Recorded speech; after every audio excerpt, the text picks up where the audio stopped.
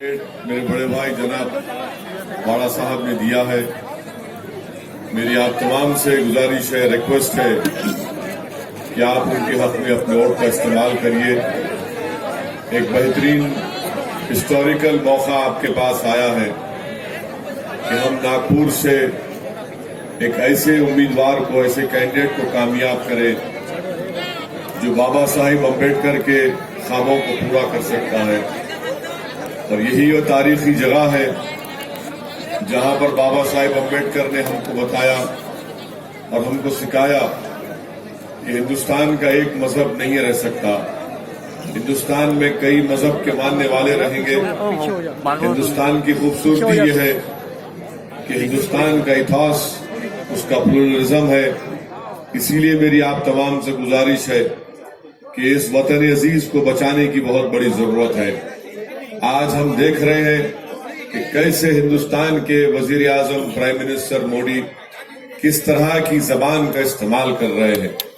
मैं रास्ते में आ रहा था तो किसी ने मुझे उनके उस तकरीर का वीडियो क्लिप भिजाया जिसमें एक प्राइम मिनिस्टर होते हुए वो हिंदू मुसलमान की भाषा में बात कर रहे हैं।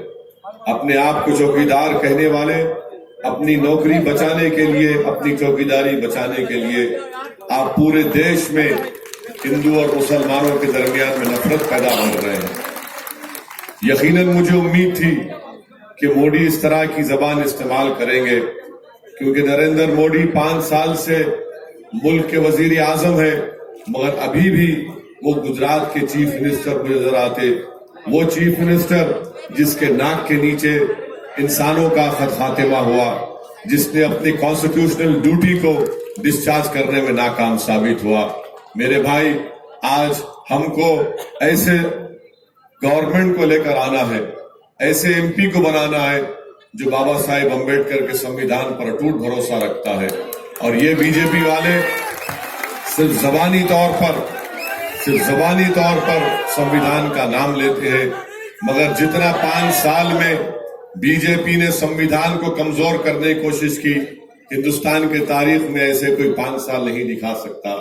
क्या आप और हमने सुना कि सुप्रीम कोर्ट के जजेस आकर प्रेस कॉन्फ्रेंस करके अपनी बेबसी का इजहार करते हैं और देश की जनता से कहते हैं कि आप हिंदुस्तान की डेमोक्रेसी को बचा लो। कौन था चौकीदार? मोदी साहब थे। आप बताइए कौन कौन सी बात मैं आपके सामने रखूं? मोदी आज हिंदू मुसलमान की भाषा इस्तेमाल कर रहे हैं। हिंदुस्तान में नफरत की दीवारें जो है उसको और उठा रहे हैं, उसको मजबूत कर रहे हैं। वो ये क्यों नहीं बताते कि 3 साल में फडणवीस जब चीफ मिनिस्टर है, 3000 से ज्यादा किसान महाराष्ट्र में, सबसे ज्यादा विदर्भा में खुदकुशी किए। कि नरेंद्र मोदी को किसान की खुदकुशी नजर नहीं आती? कि नरेंद्र मोदी ने वादा किया था कि नौकरियां देंगे गरीबों को, बच्चों को, बच्चियों को। हमारे मुल्क में 50% आबादी 25 साल के बच्चे बच्चियों की है, मगर मोदी नौकरियों की बात नहीं कर रहे। वो अपनी जबान के जरिए देश में हिंदू और मुसलमानों में नफरत का इजाफा कर रहे हैं। आज वो बात करते हैं, इन तमाम चीजों की वजह से अब वो एक नया ला रहे हैं कि मैंने टेररिज्म का खात्मा कर दिया। हम हिंदुस्तान के वजीर आजम से एक बात पूछना चाहता हूं मैं, आप मुझे ये बता दो, क्या नाथूराम गोडसे टेररिस्ट था? नहीं था।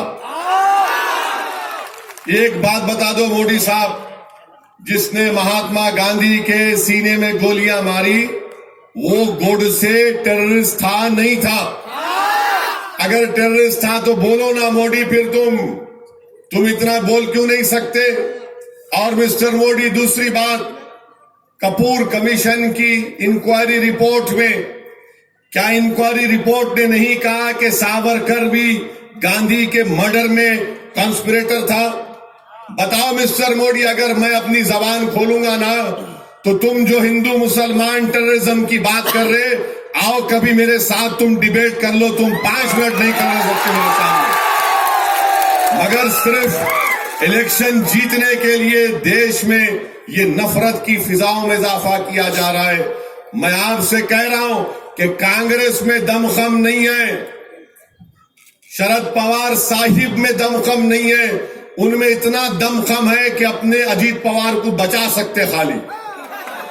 इसीलिए मैं आपसे अर्ज कर रहा हूं कि आज हमारे पास हमारे बड़े भाई जनाब प्रकाश अंबेडकर साहब हैं। मैं आपसे अपील कर रहा हूं, जो बाबा साहिब अंबेडकर के चाहने वाले, अगर आप बाबा साहिब अंबेडकर को चाहते हैं तो हम प्रकाश अंबेडकर साहब को मजबूत करो। इनको पार्लियामेंट